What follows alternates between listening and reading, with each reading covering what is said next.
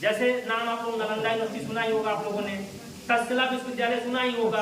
ऐसे बंगाल में विक्रमशिला है, गुजरात में वल्लभी है, आंध्रा में चले जाइए नागार्जुन है, उधर तमिलनाडु में चले जाइए तमाम विश्वविद्यालय माने बड़े बड़े संस्थान, जहाँ पे अब नालंदा के बारे में भी कहा वहाँ पे 300 कमरे थे, 300 कमरे 13वीं शताब्दी का 14वीं शताब्दी में बना था विश्वविद्यालय, वो 14वीं शताब्दी में बना। और 300 कमरे मजाक हम समझते हैं 300 कमरे किसी विश्वविद्यालय में हो, बहुत बड़ी बात है ना 300 कमरे। 300 कमरे आज भी जाएंगे तो आपको सेंट्रल यूनिवर्सिटी में ही मिलेगा, कहीं और नहीं मिलेगा, स्टेट यूनिवर्सिटी में भी नहीं मिलेगा। एक कैंपस में, एक कैंपस में 300 कमरे थे, 3 फ्लोर की लाइब्रेरी, ठीक ना। 2000 अध्यापक थे, 2000 अध्यापक थे, कहाँ मिलेंगे आज? बड़ी बात है कि नहीं? तो वही सब संस्थान थे, वही हमारे शोध के भी संस्थान थे, वहीं से तकनीकी तमाम तरह का आविष्कार होता था, फिर वही जाकर के समाज उस आविष्कारों का उपयोग करता था। जैसे आज हम लोग पंखा, बिजली, पंखा, तमाम तरह की गाड़ियां उपयोग कर रहे हैं, सब शैक्षणिक संस्थान में जो खोज होता है। तो आत्मनिर्भर भारत अभियान इसीलिए गवर्नमेंट चला रही, ताकि आप अभी स्टूडेंट हैं उस संदर्भ में अपने आप को जागरूक करिए, भारत के गौरवपूर्ण इतिहास को जानिए। इसलिए जानिए तब उससे आप मोटिवेट होंगे कि हम ऐसे नहीं थे, हमारा इतिहास बहुत बहुत समृद्ध रहा है, ठीक ना। उससे आप मोटिवेट होंगे और आप भी ऐसा कुछ सोचेंगे कि भारत को किस तरह से हम फिर से उसका जो मुकाम है, जो उसका गौरवपूर्ण इतिहास रहा है, दुनिया में जिस तरह से भारत ने लीड किया मानव जाति के इतिहास में, उसकी पोजीशन को दोबारा फिर कैसे उसको हासिल किया जाए। और भारत का रिवाइवल ये चालू, अगर भारत में कोई डिस्टर्बेंस नहीं है, क्रमशः कोई भी सरकार आ जाए, अगर सरकार कमिटेड रहेगी तो भारत रिवाइव होगा, इसमें कोई दो राय नहीं है, क्योंकि भारत के पास वो सब कुछ है जिससे भारत फिर से वो अपना इतिहास प्राप्त कर सकता है। एग्जाम्पल दैट, अब भारत की साइज इतिहास 2011 में 10वें पोजीशन पे था, आज 4थी पोजीशन पे आ गया। अभी हो रहा सुधार ना, हर पैमाने में आप सुधर रहे हैं, तो सुधार हो रहा है क्रमशः। यूएसए आज में दुनिया का 15% लगभग मान के लिए जीडीपी जो होती है, जो कमाई होती है या समृद्धि जो है, 15% आज के समय उससे है।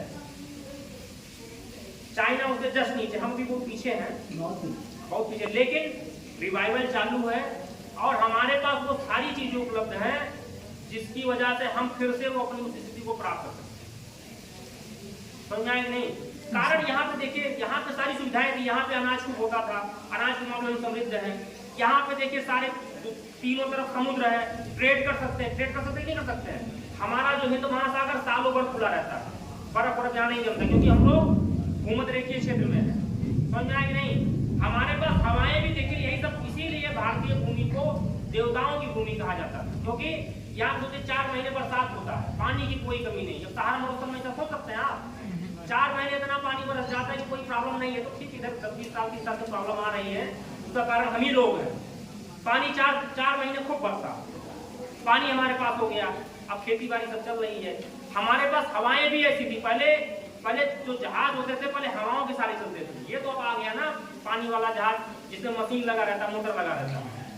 पहले हवाओं के सारे, अब पता लगा कि दुनिया के और देशों में सिर्फ एक ही दिशा में हवा चल रही है, व्यापारिक हवा तो एक ही दिशा में चलेगी, पछुआ हवा तो एक ही दिशा में चलेगी। लेकिन हमारे पास ऐसी हवाएं थी जो 6 महीने पूरब से पश्चिम चलेंगी, 6 महीने पश्चिम से पूरब चलेंगी। अब बताइए, जो आएगा कहीं दूर से, जब उसको भारत की तरफ आना है तो इस समय आ जाएगा, आराम से मई जून में आ जाएगा, फिर यहाँ खरीदेगा, देगा, फिर अक्टूबर के बाद, सितंबर के बाद पूर्वी हवाओं पर निकल जाएगा, उसको जहाँ जाना रहेगा। तो हवाओं का बड़ा स्कोप होता है यात्रा करने में, पहले के समय में होता था, तो उसका भी बड़ा योगदान था। इसीलिए कहा जाता है कि भारत के पास सब सारी नदियाँ थी, बड़ी बड़ी नदियाँ, सोचिए कितनी बड़ी नदियाँ हैं, तो नदियों से भी व्यापार होता था, नदियों के सामने किनारे खेती बाड़ी सब बढ़िया रहता था, पानी सारी सुविधाएं रहती थी। तो ऐसे ये भूमि नहीं थी समृद्ध। आज पाकिस्तान बांग्लादेश अलग हो गया, नहीं तो कहा जाता था कि भाई वो पूरा पाकिस्तान, जो अफगानिस्तान वाला जो बाउंड्री है पूरा, वो हिंदुकुश पर्वत वगैरह है, हिंदुकुश, सुलेमान पर्वत, किरथर वगैरह, वहां से लेकर के बर्मा में आराकान योमा तक, इधर केरला तक, अरे भाई कहा जाता है हिंद महासागर से लेकर हिमालय तक, ये भारतीय भूमि थी, ये भारतीय भूमि यही थी, ठीक ना। हाँ, जैसे गंधार वगैरह तो अफगानिस्तान में है, तो वो अलग राज्य होता था, लेकिन ये सब भारतीय भूमि थी, ठीक ना। तो ये भारत का इतिहास है। अब आपको इसी संदर्भ में विचार करते हुए कि कैसे भारत आत्मनिर्भर हो सकता है, उस पर आपको विचार करना। पहली बात माइंडसेट है। जैसे सर बताएंगे वो भारतीय घरेलू का वो है भाषा को उन्नति करके है नहीं है, कैसे भाषा उन्नति हो सकती है, तो उसमें भाषा का बड़ा योगदान है कि नहीं है।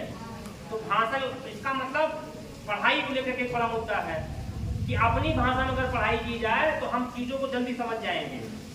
इसका मतलब हमारा एजुकेशन सिस्टम ऐसा हो कि अपनी मातृभाषा में पढ़ाई हो, मेडिकल की पढ़ाई मातृभाषा में, इंजीनियरिंग की पढ़ाई मातृभाषा में हो। गवर्नमेंट उस पर काम कर रही है, समय लगेगा, ठीक ना। तो हम ज्यादा इनोवेशन कर पाएंगे। जैसे जर्मनी, जापान, चीन, ये सब अपनी भाषा में पढ़ाई करते हैं, तो वहाँ आविष्कार ज्यादा है। हम, हमारा दिमाग सिर्फ अंग्रेजी सीखने में लग जा रहा है, पूरा एक लैंग्वेज को सीखने में हमारा पूरा दिमाग खप जा रहा है, आगे सोच ही नहीं पा रहा है। भाषा के एक बैरियर है, उस पर काम करना है। यानी कि भाषा, जब मातृभाषा में हमारा एजुकेशन होगा, सारी पढ़ाइयाँ होंगी, तो उससे आविष्कार वगैरह होंगे, तो जो आविष्कार होंगे वो हमको आत्मनिर्भर बनाने में मदद करेंगे। जैसे आज हम देखिए, जितने भी सोशल मीडिया चैनल हैं, चाहे यूट्यूब है, चाहे फेसबुक है, चाहे इंस्टाग्राम है, चाहे ट्विटर है, चाहे व्हाट्सएप है, सब अमेरिका का है। समझ आए? वहाँ खोज हो रहा, सारी आमदनी जो भी आप कर रहे हैं वहाँ जा रहा है, नहीं जा रहा। भारत का एक जो इधर का नया आविष्कार है वो यूपीआई है। यूपीआई बहुत सक्सेसफुल है, तो इसे आविष्कार कहते हैं यूपीआई। और यूपीआई जानिए इतना बढ़िया हो गया, दुनिया के सबसे कम 80 देशों में इसमें काम कर रहा है। मजाक काम है। मास्टर कार्ड और वीजा कार्ड वाले एकदम घबरा गए हैं सब। अमेरिका का मास्टर कार्ड, वीजा कार्ड जो किसको मिलता है, कार्ड, एटीएम कार्ड। भारत का रुपए कार्ड आ गया ना, भारत का रुपए कार्ड सबको मिलना शुरू हो गया है। तो अब एक जो उनकी मोनोपोली थी, जो एक अधिकार था बैंकिंग सेक्टर में, वो भारत एक इनोवेशन हो गया। यही तो इनोवेशन है। अब बैंकिंग सेक्टर में आप आत्मनिर्भर होंगे कि नहीं होंगे, होंगे कि नहीं होंगे। इसी तरह से बहुत सारी चीजें हैं जिसपे आपको सोचना विचारना पड़ेगा। तो कुछ बात आत्मनिर्भर के बारे में समझ जाएगी, नहीं समझ जाएगी। भारत मेक इन इंडिया कार्यक्रम चला रहा 2014 से, चला रहा कि नहीं चला रहा। 25 सितंबर 2014 से भारत ने make in India, make in India माने क्या होता है, भारत में बनाओ, भारत में निर्माण करो, ये कार्यक्रम। अब निर्माण दो तरीके से होता है। एक निर्माण हो गया सारे, जैसे मान लीजिए मोबाइल है, मोबाइल के कल पुर्जे भी, जो पुर्जे उसके हैं वो भी भारत में बनेंगे, एक तो हो गया। और भारत ही पूरा उसको बना करके कंप्लीट बेचेगा। एक होता है कि कल पुर्जे बाहर बनेंगे, भारत में आके असेंबल होगा। असेंबल माने जोड़ जोड़ के बना दिया। जैसे एप्पल की कहानी यही है, एप्पल के कल पुर्जे बाहर बने, लेकिन भारत में वो असेंबल होगा। आज दुनिया में शायद दूसरे स्थान पे भारत है जो एप्पल के फोन को असेंबल करता है। लाइनें देखिए कितनी लंबी लंबी लगती है। तो असेंबल करने में भी रोजगार मिलेगा नहीं मिलेगा, लेकिन अंतिम टारगेट है कि यही सब कुछ बने, तब ज्यादा लोगों को रोजगार मिलेगा। क्योंकि ये जान लीजिए पॉपुलेशन इतनी ज्यादा है कि अब कृषि क्षेत्र आपको पूरी तरह से रोजगार नहीं दे सकता। उसके लिए जरूरी है कि विनिर्माण क्षेत्र में भी रोजगार बढ़े। विनिर्माण का मतलब यही होता है कि जो मशीन वगैरह बन रहा है वही विनिर्माण है। निर्माण का मतलब होता है जब पहली बार कोई प्रकृति से कोई चीज आप बनाई, जैसे कोयला निकला, लोहा इस्पात निकला, ये सब निर्माण है। अब लोहे इस्पात से जो बल्टी बन रही हो क्या है, विनिर्माण। इसलिए अंतर समझिए, कंस्ट्रक्शन और मैन्युफैक्चरिंग में अंतर होता है। कंस्ट्रक्शन का मतलब लोहा इस्पात की चादर, लोहा इस्पात उद्योग होता है कि नहीं होता, वहीं से मान लीजिए जेसीबी मशीन बन गई, वो क्या है, मैन्युफैक्चरिंग। तो आपको समझ में आना चाहिए कि कंस्ट्रक्शन और मैन्युफैक्चरिंग में क्या डिफरेंस होता है। हाँ, तो ये जान लीजिए कि जैसे आज तो हम चाइना को दुनिया की फैक्ट्री कहा जाता है, कहा जाता है। भारत को सेवाओं की फैक्ट्री कहा जाता है, सर्विसेज के मामले में भारत आगे है। जैसे इंडिया में सॉफ्टवेयर खूब बनता है, इन्फोसिस का नाम आप लोगों ने सुना ही है, समझ में आया कि नहीं। तो मैन्युफैक्चरिंग में आपको अपने आप को स्टेब्लिश करना पड़ेगा। अभी भारत का मैन्युफैक्चरिंग स्थिति बहुत अच्छी नहीं है, लेकिन उस पर काम करना पड़ेगा। तो मैन्युफैक्चरिंग के लिए जरूरी है कि यहाँ से चीजें बने, नई नई चीजों की खोज हो, ठीक ना। ये सारी चीजें हैं। अब आप मेरे से अगर कोई चाहता है कि कुछ अपनी बात को रखना चाहता है तो आकर के रख सकता है, ठीक ना। हल्का सा मैंने आपके सामने जो स्पष्ट किया, मेरा उद्देश्य दो था। एक तो पहले